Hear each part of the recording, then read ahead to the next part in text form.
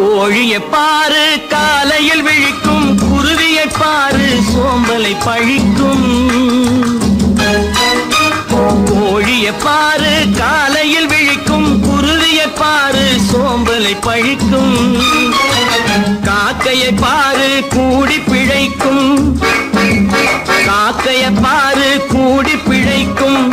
நம்மையும் பாரு நாடே சிரிக்கும்.